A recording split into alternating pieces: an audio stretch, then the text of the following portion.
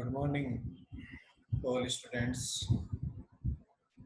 आज हम बात करेंगे एक नए टॉपिक की, भौतिक भूगोल फिजिकल ज्योग्राफी का, जियोमॉर्फोलॉजी का बहुत ही महत्वपूर्ण ये टॉपिक है। पृथ्वी की आंतरिक संरचना। पृथ्वी का आंतरिक जो भाग है वो किस अवस्था में होगा? ठोस अवस्था में है, तरल अवस्था में है, गैसीय अवस्था में है? क्योंकि अवस्था की यदि अपन बात करते हैं तो तीन प्रकार की स्टेज आती हैं कि वो सॉलिड होगा, लिक्विड होगा या वो गैसीय अवस्था में होगा। तो ठोस, तरल या गैसीय किस अवस्था में है? क्योंकि मानव के लिए पृथ्वी का आंतरिक जो भाग है, धरातल के नीचे का जो भाग है, वो अदृश्य अवस्था में है। वायुमंडल यानी धरातल का ऊपरी जो भाग है वो दृश्य अवस्था में है, लेकिन धरातल का निचला जो भाग है वो अदृश्य अवस्था में है। वो अदृश्य अवस्था किस रूप में होगी, ये मानव के लिए जानकारी प्राप्त करना एक कठिन कार्य माना जाता है। क्योंकि मानव की अब तक धरातल के निचले भाग में जो पहुंच रही है, क्योंकि पृथ्वी के का जो अर्धव्यास है वो है 6371 किलोमीटर। यदि धरातल से अपन बात करें तो धरातल से यानी 0 किलोमीटर से 6371 किलोमीटर तक पृथ्वी का अंतरतम है, पृथ्वी का आंतरिक भाग है।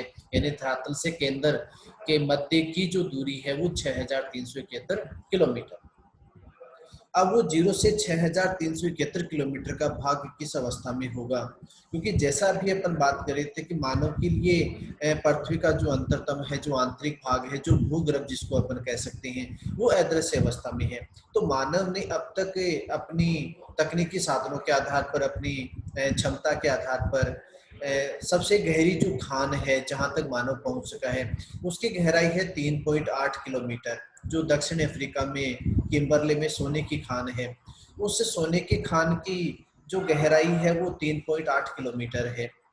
दूसरी तरफ यदि बात करें तो आर्कटिक महासागर में तेल खनन के रूप में लगभग 12 किलोमीटर की गहराई तक खनिज तेल यानी पेट्रोलियम पदार्थ की प्राप्ति की जा रही है।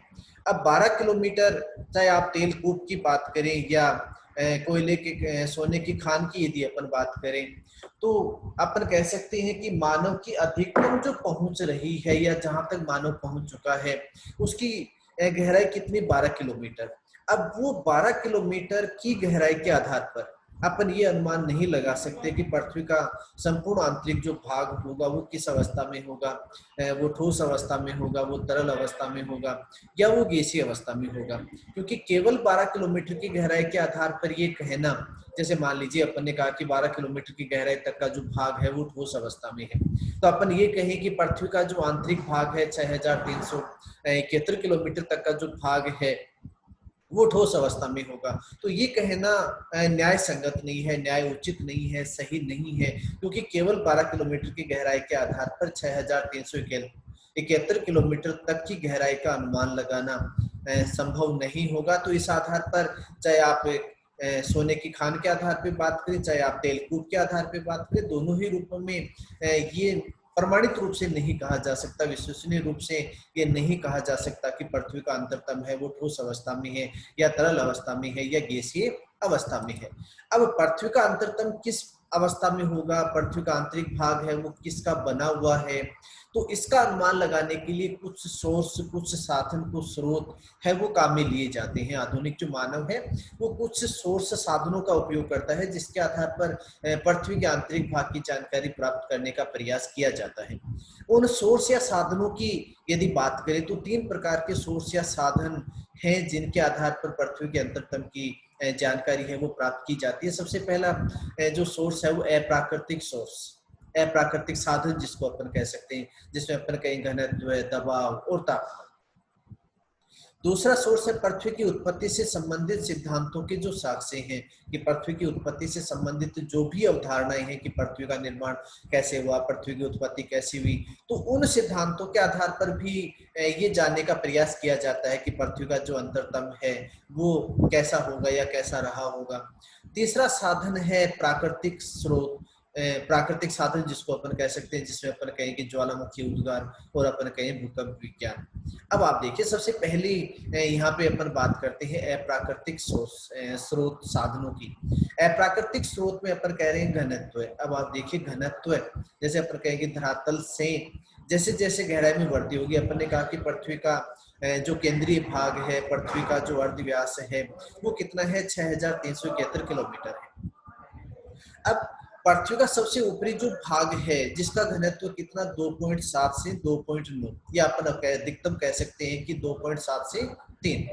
पृथ्वी का मध्यवर्ती जो भाग है उसका घनत्व 6 से 7, जबकि पृथ्वी के अंतरतम का सबसे आंतरिक जो भाग है जिसको अपन भूगर्भ कहते हैं, जिसको भूकरोट कहा जाता है, उसका घनत्व कितना है 11 से 13।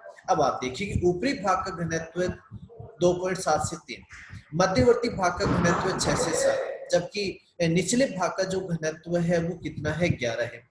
तो गहराई के साथ किसमें वृद्धि हो रही है, घनत्व में। तो गहराई के साथ घनत्व में वृद्धि का होना किस बात को प्रमाणित करता है कि पृथ्वी का जो अंतरतम है वो किस अवस्था में है, ठोस अवस्था में है, या पृथ्वी के अंतरतम का जो निर्माण है वो कौन से पदार्थों से हुआ है, ठोस पदार्थों से हुआ है। ऊपरी भाग का घनत्व कम है यानी अधिकतम 3 है, तो ऊपरी भाग का घनत्व कम होना किस बात को प्रमाणित करता है कि पृथ्वी का ऊपरी जो भाग है, जो धरातल है, धरातल का समीपवर्ती जो भाग है उसका निर्माण कौन से पदार्थों से हुआ होगा, हल्के पदार्थों से हुआ होगा। क्योंकि हल्के पदार्थों से यदि उसका निर्माण हुआ है तो वहां का या नहीं, वहां के जो सेले हैं, जो चट्टाने हैं, उनका घनत्व भी क्या होगा, कम होगा। और घनत्व का मापन किसमें किया जाता है, ग्राम प्रति घन सेंटीमीटर। घनत्व का जो मापन है, जैसे अपन ने कहा कि ऊपरी भाग का घनत्व 2.7 से 3। अब 2.7 से 3 का अर्थ लिया जाता है कि 2.7 ग्राम प्रति घन सेंटीमीटर से 3 ग्राम प्रति घन सेंटीमीटर, क्योंकि घनत्व का जो मापन होगा वो किस में किया जाएगा, ग्राम प्रति घन सेंटीमीटर। दूसरी बात यहाँ पे अपन करें तो पृथ्वी का औसत जो घनत्व है वो कितना है, 5.5 ग्राम प्रति घन सेंटीमीटर। तो घनत्व के आधार पर यदि अपन बात करें तो पृथ्वी का जो अंतरतम है, पृथ्वी का जो आंतरिक भाग है वो किस अवस्था में होना चाहिए, ठोस अवस्था में होना चाहिए। दूसरी बात यहाँ पे अपन करें दबाव यानी प्रेशर। अब जैसे अपन ने कहा कि अपन जैसे धरातल से यदि गहराई में जाए और धरातल से गहराई में वृद्धि के साथ ऊपरी सेलों का नीचे की सेलों पर भार में वृद्धि होगी, क्योंकि ऊपरी सेलों का भार किस पे होगा, नीचे की सेलों पे होगा। ऊपरी सेलों पर भार कम है तो घनत्व भी क्या होगा, कम होगा। निचले भाग का दबाव क्या होगा, अधिक होगा। नीचे की सेलों पर ऊपरी की सेलों का भार क्या होगा, अधिकतम होगा। तो अंतरतम का घनत्व भी क्या होगा, सर्वाधिक होगा। तो यहाँ पे एक बात तो ये आती है कि धरातल से गहराई में वृद्धि के साथ घनत्व में वृद्धि होगी, यानी दबाव में वृद्धि होगी, और दबाव में वृद्धि के साथ क्या होगा, घनत्व में वृद्धि होगी। और घनत्व में वृद्धि के साथ क्या होगा, घनत्व में वृद्धि होगी, इसका अर्थ लिया जाएगा कि पृथ्वी का जो अंतरतम है वो क्या होगा, ठोस अवस्था में होगा, क्योंकि घनत्व अधिकतम किसका होगा, अंतरतम का होगा, क्योंकि दबाव सबसे अधिक कहाँ पे होगा, अंतरतम पे होगा। तो घनत्व भी अधिकतम अंतरतम पे माना जाएगा। लेकिन दबाव की यदि अपन बात करते हैं, वर्तमान समय के जो भूवैज्ञानिक हैं वो इस बात को मानते हैं कि ऊपर की सेलों से नीचे की सेलों पर भार में वृद्धि तो होती है। ऊपर की जो सेलें हैं उनसे नीचे की सेलों पर भार में वृद्धि होगी, लेकिन वो भार में वृद्धि क्या होगी, एक निश्चित सीमा तक होगी। अब यदि इस बात को अपन माने कि ऊपर की सेलों से नीचे की सेलों पर भार में जो वृद्धि होती है वो एक निश्चित सीमा तक होती है, तो पृथ्वी के अंतरतम का घनत्व जो सर्वाधिक 11 माना है वो किस कारण से होगा। तो यदि इस बात को माने कि ऊपर की सेलों से नीचे की सेलों पर भार में वृद्धि एक निश्चित सीमा तक होगी, तो पृथ्वी के अंतरतम का घनत्व सर्वाधिक 11 होना किस बात को प्रमाणित करता है, इस बात को प्रमाणित करता है कि पृथ्वी का जो अंतरतम है वो किस अवस्था में है, ठोस अवस्था में है, या पृथ्वी के अंतरतम में कौन से पदार्थों की उपस्थिति है, भारी पदार्थों की उपस्थिति पाई जाती है, जिसके कारण पृथ्वी के अंतरतम का घनत्व सर्वाधिक 11 है। तो घनत्व की बात करें, दबाव की बात करें, दोनों में ये बात लगभग आती है कि पृथ्वी का जो अंतरतम है, जो आंतरिक भाग है वो किस अवस्था में होगा, ठोस अवस्था में होगा। तीसरी बात यहाँ पे आती है तापमान की। अब आप देखिए ताप का जो नियम है कि धरातल से ऊंचाई में जाने पर, धरातल से यदि ऊपर की ओर जाते हैं तो प्रति 165 मीटर की ऊंचाई पर 1 डिग्री सेल्सियस ताप में वृद्धि होती है। ये तो बात आती है धरातल से ऊपर की ओर जाने पर। यदि धरातल से नीचे की ओर जाते हैं, गहराई में यदि जाते हैं, तो गहराई में वृद्धि के साथ प्रति 32 मीटर की गहराई पर, नहीं 32 मीटर की गहराई पर 1 डिग्री सेल्सियस ताप में वृद्धि होगी। धरातल से ऊंचाई में जाने पर ताप में कमी होती है, जबकि धरातल से गहराई में जाने पर ताप में क्या होगी, वृद्धि होगी। यदि प्रति 32 मीटर की गहराई पर 1 डिग्री सेल्सियस ताप में यदि वृद्धि होती है, तो पृथ्वी के अंतरतम की जो गहराई है, पृथ्वी का जो अर्ध व्यास है वो कितना, 6371 किलोमीटर। तो 6371 किलोमीटर की गहराई पर तापमान कितना होना चाहिए, लगभग 25,000 डिग्री सेल्सियस तापमान होना चाहिए।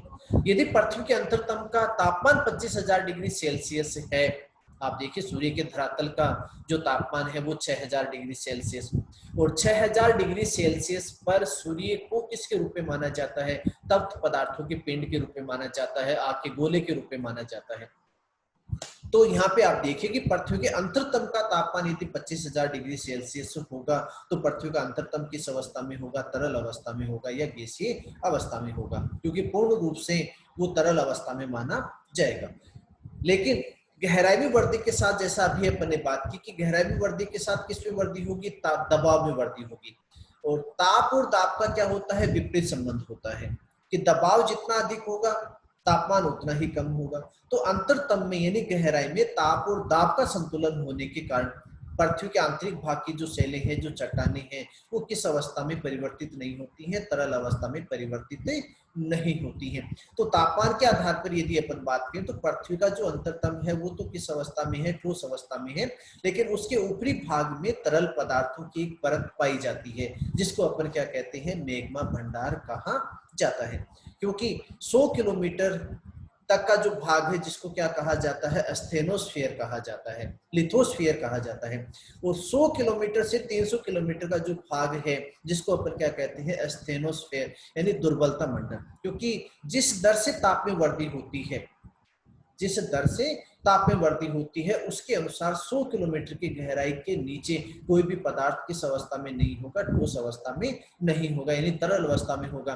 और वो तरल अवस्था का जो क्षेत्र है, तरल पदार्थों का जो क्षेत्र है, जिसको क्या कहा जाता है, दुर्बलता मंडल, या जिसको स्टेनोस्फीयर कहते हैं। तो तापमान के आधार पर यदि अपन बात करें तो पृथ्वी का अंतरतम तो किस अवस्था में होगा, ठोस अवस्था में होगा, लेकिन उसके ऊपरी भाग में तरल पदार्थों की परत होगी, जिसको अपन किसके रूप में मानते हैं, मैग्मा भंडार के रूप में माना जाता है, जिसकी बात अपन आगे ज्वालामुखी क्रिया में करेंगे। तो अप्राकृतिक साधनों की बात करें तो घनत्व की यदि बात करें तो पृथ्वी का अंतरतम है वो ठोस अवस्था में होना चाहिए। दबाव की बात करें तो पृथ्वी का अंतरतम है वो ठोस अवस्था में होना चाहिए।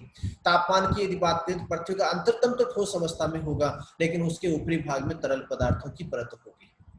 दूसरे सोर्स साधन की यहाँ पे बात करें, पृथ्वी की उत्पत्ति से संबंधित जो सिद्धांत हैं उनके साथ से, पृथ्वी की उत्पत्ति से संबंधित सिद्धांतों की यदि अपन बात करें, जैसे अपन कहें जेम्स जेन्स की ज्वारीय परिकल्पना। अब जेम्स जेन्स ने पृथ्वी की जो उत्पत्ति मानी है वो किससे मानी है, ज्वारीय पदार्थों से मानी है। ज्वारीय पदार्थ यानी तरल पदार्थों से मानी है। तो पृथ्वी का जो अंतरतम है वो किस अवस्था में होना चाहिए, तरल अवस्था में होना चाहिए। दूसरी सिद्धांत, एक सिद्धांत की ओर की यदि अपन बात करते हैं तो चेम्बरलेन की ग्रहणु परिकल्पना। चेम्बरलेन ने 1905 में एक पृथ्वी की उत्पत्ति से संबंधित एक सिद्धांत, एक कंसेप्ट, एक संकल्पना उन्होंने प्रस्तुत की थी, ग्रहणु परिकल्पना। और ग्रहणु परिकल्पना के अनुसार चेम्बरलेन ने माना था कि पृथ्वी का जो आंतरिक, पृथ्वी की जो उत्पत्ति है, पृथ्वी का जो निर्माण है वो कौन से पदार्थों से हुआ है, ठोस पदार्थों से हुआ है। तो पृथ्वी का निर्माण यदि ठोस पदार्थों से हुआ है तो पृथ्वी का अंतरतम है वो भी किस अवस्था में होना चाहिए, ठोस अवस्था में होना चाहिए। जेम्स जीन्स की बात करें तो तरल अवस्था में होना चाहिए, चेम्बरलेन की बात करें तो ठोस अवस्था में होना चाहिए। इसी प्रकार एक और सिद्धांत की यदि अपन बात करें, संकल्पना की बात करें तो इमैनुअल कांट की वायव्य राशि परिकल्पना। और वायव्य राशि परिकल्पना के अनुसार पृथ्वी का जो निर्माण हुआ है वो वायव्य पदार्थों से हुआ है, यानी गैसीय पदार्थों से हुआ है। तो पृथ्वी का निर्माण यदि गैसीय पदार्थों से हुआ है तो पृथ्वी का अंतरतम भी किस अवस्था में होना चाहिए, गैसीय अवस्था में होना चाहिए। तो पृथ्वी की उत्पत्ति से संबंधित सिद्धांतों की सिद्धांतों के साक्ष्यों की या प्रमाणों की यदि अपन बात करें तो किसी भी सिद्धांत को, चाहे वो कांट का हो, चाहे वो जेम्स जीन्स का हो, चाहे चेम्बरलेन का सिद्धांत हो, तो किसी भी सिद्धांत को प्रमाणिक नहीं मान सकते कि पृथ्वी का जो निर्माण है वो ठोस पदार्थों से हुआ है या तरल पदार्थों से हुआ है या गैसीय वायवीय पदार्थों से हुआ है। तो पृथ्वी की उत्पत्ति से संबंधित सिद्धांतों से ये प्रमाणित कर पाना संभव नहीं होगा कि पृथ्वी का आंतरिक भाग ठोस अवस्था में होगा, तरल अवस्था में होगा या गैसीय अवस्था में होगा। तीसरे सोर्स साधन है प्राकृतिक स्रोत, नेचुरल सोर्स। प्राकृतिक स्रोत की यदि अपन बात करें तो आप देखिए यहाँ पे ज्वालामुखी क्रिया, और दूसरा यहाँ पे अपन बात करें भूकंप विज्ञान यानी भूकंप की क्रिया। ज्वालामुखी और भूकंप दोनों की ही उत्पत्ति कहां से मानी जाती है? अंतर्जात बलों से, धरातल के निचले भाग से, जिनका प्रभाव किस पे होगा? धरातल पर दृष्टिगत होगा, और प्रभाव की जो क्रिया होगी वो भी क्या होगी? आकस्मिक होगी। तो ज्वालामुखी और भूकंप की यदि अपन बात करते हैं तो जैसे अपन कहेंगे ज्वालामुखी, अब ज्वालामुखी उद्गार की यदि किसी क्षेत्र में क्रिया होती है, ज्वालामुखी उद्गार यदि होता है तो उससे 3 प्रकार के पदार्थ धरातल पर उद्गारित होते हैं। अब वो 3 प्रकार के पदार्थ कौन से उद्गारित होते हैं? ठोस पदार्थ, तरल पदार्थ और गैसीय पदार्थ। ठोस पदार्थ चट्टानों के कण होंगे, तरल पदार्थ चट्टानों का पिघला हुआ रूप होगा जिसको मैग्मा कहा जाता है, जिसको धरातल पर लावा कहा जाता है। धरातल के नीचे जिसको मैग्मा कहते हैं, धरातल के ऊपर जिसको लावा कहा जाता है। और गैसीय पदार्थ जो चट्टानों के साथ सम्मिलित जो गैसें हैं, कार्बन डाइऑक्साइड है, हाइड्रोजन है, ऑक्सीजन है, तो ये गैसें ज्वालामुखी उद्गार के साथ धरातल पर उद्गारित होती है। तो ज्वालामुखी उद्गार में ठोस पदार्थ भी उद्गारित होते हैं, तरल पदार्थ भी उद्गारित होते हैं, गैसीय पदार्थों का उद्गार भी होता है। तो ज्वालामुखी क्रिया के आधार पर भी ये मूल रूप से प्रमाणित करना संभव नहीं होता है कि पृथ्वी का जो अंतरतम है वो किस अवस्था में होगा, क्योंकि ठोस पदार्थों का जो उद्गार है वो तो इस बात को प्रमाणित करता है कि पृथ्वी का जो अंतरतम है वो ठोस अवस्था में है। ज्वालामुखी भूकंप विज्ञान की जो ज्वालामुखी क्रिया के साथ तरल पदार्थों का जो उद्गार है वो इस बात को प्रमाणित करता है कि पृथ्वी का जो अंतरतम है उसमें तरल पदार्थों की उपस्थिति है। गैसीय पदार्थों का उद्गार इस बात को प्रमाणित करता है कि पृथ्वी का आंतरिक जो भाग है उसमें चट्टानों के साथ गैसें भी सम्मिलित होती हैं। तो ज्वालामुखी उद्गार के आधार पर यदि अपन बात करें तो पृथ्वी का जो अंतरतम है वो तो किस अवस्था में है? ठोस अवस्था में है, लेकिन उसके ऊपरी भाग में तरल पदार्थों की परत होती है जिसको क्या कहा जाता है? मैग्मा भंडार कहा जाता है, जिसकी बात अपन ने तापमान में भी की थी। फिर अपन बात करते हैं भूकंप विज्ञान। अब आप देखिए पृथ्वी के आंतरिक भाग की जानकारी प्राप्त करने का सबसे प्रमाणिक विश्वसनीय जो सोर्स जो साधन है वो किसको माना जाता है? भूकंप विज्ञान को माना जाता है। और भूकंप विज्ञान की यदि अपन बात करते हैं तो भूकंप की जो क्रिया है वो किसके रूप में होती है? भूकंपीय लहरों के रूप में। अब भूकंपीय लहरें अपन मानते हैं कि 3 प्रकार की लहरें होती हैं, प्राइमरी लहरें, द्वितीयक लहरें और तृतीयक लहरें। अब प्राथमिक जो लहरें हैं जिनको अपन पी लहरें भी कहा जाता है, प्राइमरी वेव्स भी कहा जाता है, जिनकी उत्पत्ति पृथ्वी के अंतरतम के आंतरिक भाग में होती है, धरातल के निचले भाग से होती है। द्वितीयक जो लहरें होती हैं वो पृथ्वी का धरातल का निचला जो भाग है, मध्यवर्ती जो भाग है उस पर प्रभाव की क्रिया होती है। तीसरी जो लहरें होती हैं जिनको धरातलीय लहरें भी कहा जाता है, लॉन्ग वेव्स भी कहा जाता है, लंबी लहरें भी कहा जाता है, जिनका प्रभाव धरातल के ऊपरी भाग में होता है। तो भूकंप विज्ञान की जो क्रिया है या भूकंपीय जो लहरें हैं, चाहे प्राथमिक लहरें हों, द्वितीयक लहरें हों, धरातलीय लहरें हों, इनसे पृथ्वी के आंतरिक भाग की जानकारी प्राप्त की जाती है। और भूकंपीय लहरें ही पृथ्वी के आंतरिक भाग की जानकारी प्राप्त करने का सबसे प्रामाणिक या विश्वसनीय स्रोत या साधन माना जाता है। और भूकंप विज्ञान की अपन जो बात है वो आगे अपन विस्तार से नेक्स्ट टॉपिक में अपन बात करेंगे। भूकंप और ज्वालामुखी की क्रिया कैसे होती है, भूकंपीय जो क्रिया है वो कैसे होगी, कौन सी वेव्स होती हैं, क्या उनकी क्रिया होती है। लेकिन ज्वालामुखी और भूकंप के रूप में यदि अपन बात करें तो पृथ्वी का जो अंतरतम है वो किस अवस्था में माना गया है, ठोस अवस्था में माना गया है। क्योंकि पृथ्वी के अंतरतम में प्राथमिक लहरें हैं, पी लहरों की उपस्थिति तो है, लेकिन एस जो लहरें हैं, सेकेंडरी वेव जिनको कहा जाता है, जिनका स्वभाव माना जाता है कि एस लहरें तरल पदार्थों के क्षेत्र में प्रवेश नहीं कर सकती, तरल पदार्थों के क्षेत्र में एस लहरें हैं, सेकेंडरी जो वेव्स हैं वो लुप्त हो जाती हैं। तो पृथ्वी के अंतरतम में यानी आंतरिक भाग में, भूगर्भ में, भूक्रोड़ में एस लहरों की अनुपस्थिति इस बात को प्रमाणित करती है कि पृथ्वी का जो अंतरतम है वो किस अवस्था में है, ठोस अवस्था में है। लेकिन उसके ऊपरी भाग में तरल पदार्थों की परत अवश्य पाई जाती है, क्योंकि अंतरतम में एस लहरों का पूर्ण रूप से अभाव है।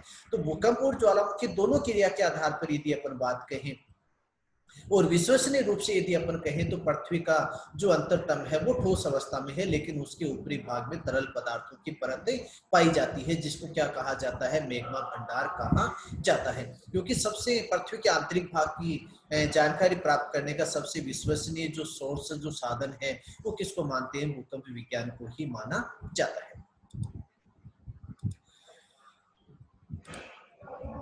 इसके बाद अपन बात करते हैं पृथ्वी के आंतरिक भाग की परतों की, क्योंकि अपने सोर्स की अपन ने बात की। फिर उसके बाद अपन बात करें पृथ्वी के आंतरिक भाग की परतें। परतों में यदि अपन बात करते हैं तो सबसे विश्वसनीय प्रमाणिक जो वर्गीकरण है वो किसका है, स्वेस का है। स्वेस के अनुसार यदि अपन बात करें तो पृथ्वी का जो आंतरिक भाग है उसको 3 भागों में बांटा गया है, 3 परतों में बांटा गया है। सबसे पहली जो परत है सियाल, और सियाल के ऊपर एक सबसे बात जो अपने कहा कि 0 किलोमीटर से 6371 किलोमीटर, तो स्वेस कहता है कि धरातल से 50 किलोमीटर की गहराई का जो भाग है, यहाँ पे आप डायग्राम में आप देखिए कि सबसे बाहर का जो घेरा बना हुआ है, जिसकी यहाँ पे आप देखिए भूपर्पटी, जिसको भूक्रस्ट भी कहा जाता है, कि धरातल का सबसे ऊपरी जो भाग है 0 से 50 किलोमीटर का जो भाग है वो किस में आता है, भूपर्पटी या भूक्रस्ट में आता है। और उससे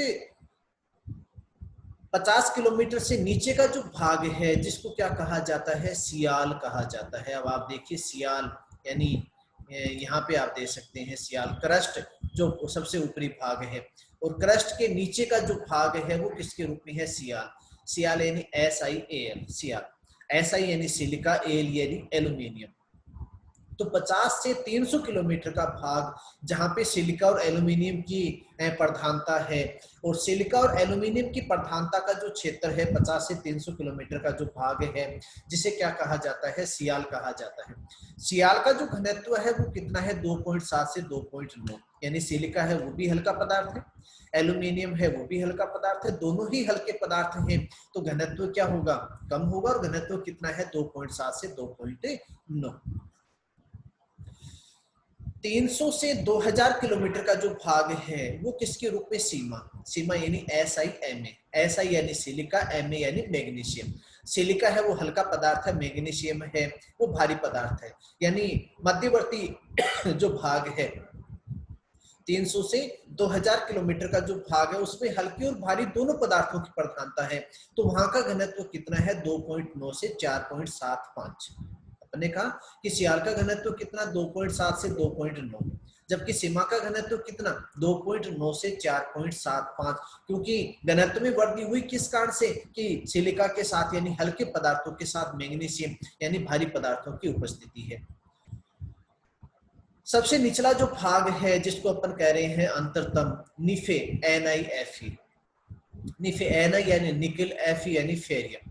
दोनों ही पदार्थ निकिल और फेरियम दोनों ही लोहांश पदार्थ हैं, यानी भारी पदार्थ हैं, और दोनों ही भारी पदार्थ निकिल और फेरियम तत्वों की प्रधानता होने के कारण अंतरतम को भी किस नाम से जाना जाता है, निफे के नाम से जाना जाता है। और दोनों ही भारी पदार्थ होने के कारण घनत्व भी सर्वाधिक कितना है, 11। आप देखिए क्रस्ट 50 किलोमीटर का क्षेत्र आप छोड़ दीजिए, 50 से 300 किलोमीटर सियाल, दोनों ही हल्के पदार्थ है, सिलिका और एल्यूमिनियम, तो घनत्व कितना, 2.7 से 2.9।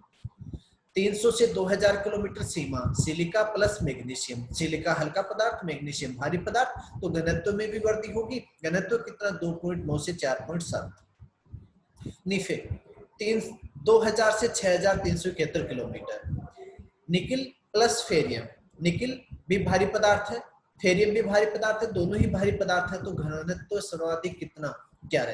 तो स्वेस के अनुसार यदि अपन बात करें तो सियाल सबसे हल्के पदार्थों से निर्मित, यानी महाद्वीपीय जो भाग हैं वो सियाल निर्मित है, जबकि महासागर है वो किससे निर्मित माने गए हैं, सीमा से निर्मित माने गए। अब यहाँ पे अपन बात करते हैं, ये तो बात आती है स्वेस की। आधुनिक समय के जो भूवैज्ञानिक हैं उन्होंने एक नई संकल्पना उन्होंने प्रतिपादित की है, एक नई विचारधारा उन्होंने रखी है। उन्होंने क्या कहा कि पृथ्वी का जो अंतरतम है यानी 0 किलोमीटर से, यहाँ पे आप देखिए 0 किलोमीटर से 6371 किलोमीटर तक का जो भाग है, आपने स्वेस का देखा, स्वेस ने क्या किया कि 0 से 50 किलोमीटर का भाग उसने क्या माना, क्रस्ट, और क्रस्ट को उसने पृथ्वी की आंतरिक संरचना में शामिल नहीं किया। शामिल नहीं करने का कारण भी क्या था कि स्वेस मानता है कि क्रस्ट का जो निर्माण है वो असंतुलित पदार्थों से हुआ है, यानी अत्यंत हल्के पदार्थों से हुआ है जिनकी मात्रा क्या है, समान नहीं है, क्योंकि क्रस्ट की जो गहराई है उसमें भिन्नता है। महासागरीय क्षेत्रों में 5 से 7 किलोमीटर, पर्वतीय क्षेत्रों में 30 से 40 किलोमीटर, तो गहराई असमान होने के कारण 50 किलोमीटर का क्षेत्र है उसको स्वेस ने पृथ्वी की आंतरिक संरचना में शामिल नहीं किया। लेकिन आधुनिक समय के जो भूवैज्ञानिक है वो पृथ्वी के आंतरिक भाग को 3 परतों में विभाजित करते हैं। सबसे ऊपरी परत है वो क्रस्ट, मध्यवर्ती जो परत है वो मेंटल, और सबसे निचली जो परत है जिसको कहा जाता है कोर। यानी सबसे ऊपरी जो परत है क्रस्ट है, मेंटल है और अंतरतम है। क्रस्ट की जो गहराई है वो 0 से, क्रस्ट की जो गहराई है वो 0 से 200 किलोमीटर का जो भाग है वो किसके अंतर्गत आता है, क्रस्ट के अंतर्गत आता है। यदि अपन क्रस्ट की बात करें तो क्रस्ट की जो गहराई है वो कितनी है, 0 से 200 किलोमीटर। अब 0 से 200 किलोमीटर का यहाँ पे अर्थ है कि आप देखिए कि क्रस्ट का ऊपरी जो भाग है वो कितना है, 0 से 30 किलोमीटर। यानी क्रस्ट को भी नूतन संकल्पना में आधुनिक भूवैज्ञानिकों ने 2 भागों में बांटा है कि ऊपरी क्रस्ट और निचला क्रस्ट। मेंटल के भी 2 भाग किए कि ऊपरी मेंटल और निचला मेंटल। अंतरतम के भी 2 भाग किए हैं, ऊपरी अंतरतम और आंतरिक अंतरतम। अब ऊपरी जो क्रस्ट है उसकी गहराई उन्होंने मानी है कि 0 से 30 किलोमीटर। निचला जो क्रस्ट है उसकी गहराई उन्होंने मानी है 30 से 200 किलोमीटर। यानी अपन कह सकते हैं कि स्वेस जहां क्रस्ट की गहराई 50 किलोमीटर मानता है, वहीं आधुनिक जो भूवैज्ञानिक है वो क्रस्ट की गहराई 0 से 200 किलोमीटर मानते हैं। फिर बात आती है मेंटल की। अब 200 से 2900 किलोमीटर का जो भाग है, यहाँ पे आप देखिए 200 से 2900 किलोमीटर का जो भाग है वो किसके अंतर्गत आता है, मेंटल के अंतर्गत आता है। मेंटल के भी 2 भाग हैं, ऊपरी मेंटल और निचला मेंटल। तो 200 से 700 किलोमीटर, 200 से 700 किलोमीटर का जो भाग है वो ऊपरी मेंटल, और 700 से 2900 किलोमीटर तक का जो भाग है वो निचला मेंटल। अब 2900 से 6371 किलोमीटर का भाग किसके रूप में, अंतरतम के रूप में। अंतरतम के भी आधुनिक जो भूवैज्ञानिक हैं उन्होंने 2 भाग किए हैं, ऊपरी अंतरतम यानी जिसको अपन बाह्य अंतरतम कह सकते हैं। बाह्य अंतरतम यानी 2900 किलोमीटर से 5100 किलोमीटर, या अपन कह सकते हैं कि 5150 किलोमीटर। और आंतरिक जो अंतरतम है जिसकी गहराई 5150 से 6371 किलोमीटर। अब ये गहराई में वृद्धि के साथ अपने कहा कि 0 से 30 किलोमीटर ऊपरी क्रस्ट, 30 से 200 किलोमीटर निचला क्रस्ट, 200 से 700 ऊपरी मेंटल, 700 से 2900 निचला मेंटल, 2900 से 5150 बाह्य अंतरतम, 5150 से 6371 किलोमीटर आंतरिक अंतरतम। तो 0 से 6371 किलोमीटर तक की यदि अपन बात करें तो गहराई में वृद्धि के साथ, यहाँ पे आप देखिए गहराई में वृद्धि के साथ घनत्व और भूकंपीय लहरों के वेग में क्या हो रही है, वृद्धि हो रही है। यानी ऊपरी भाग का घनत्व है वो कम है, जबकि अंतरतम का जो घनत्व है वो क्या है, सर्वाधिक है। अब गहराई में वृद्धि के साथ घनत्व में वृद्धि का होना, भूकंपीय लहरों की वेग में वृद्धि का होना किस बात को प्रमाणित करता है कि पृथ्वी का जो अंतरतम है उसका निर्माण कौन से पदार्थों से हुआ है, ठोस पदार्थों से हुआ है। तो चाहे अपन स्वेस के मतों की बात करें, चाहे ज्वालामुखी उद्गार की बात करें, भूकंपीय क्रिया की बात करें, नूतन संकल्पना की बात करें, तो कॉमन जो बात निकल के आती है कि पृथ्वी का आंतरिक जो भाग है वो किस अवस्था में होगा, ठोस अवस्था में में होगा, यानी पृथ्वी का जो अंतरतम है वो ठोस पदार्थों से निर्मित है या पृथ्वी के अंतरतम में ठोस पदार्थों की उपस्थिति पाई जाती है। पृथ्वी के ऊपरी भाग में हल्के पदार्थों से, ऊपरी भाग का निर्माण हल्के पदार्थों से, जबकि निचले भाग का जो निर्माण है वो भारी पदार्थों से हुआ है, जिसके कारण गहराई में वृद्धि के साथ घनत्व दबाव में वृद्धि हो रही है और दाब का संतुलन होने के कारण पृथ्वी का जो अंतरतम है वो किस अवस्था में बना हुआ है, ठोस अवस्था में बना हुआ है। तो ये अपन ने जियोमॉर्फोलॉजी कह सकते हैं, फिजिकल ज्योग्राफी का ये पृथ्वी की आंतरिक संरचना का अपना जो टॉपिक है वो यहाँ पे पूर्ण होता है। मुझे उम्मीद है कि आप सभी को ये टॉपिक बहुत अच्छी तरह से समझ में आया होगा। इसके साथ फिर अपन आगे के पार्ट में फिर से अपन बात करेंगे नेक्स्ट टॉपिक के साथ।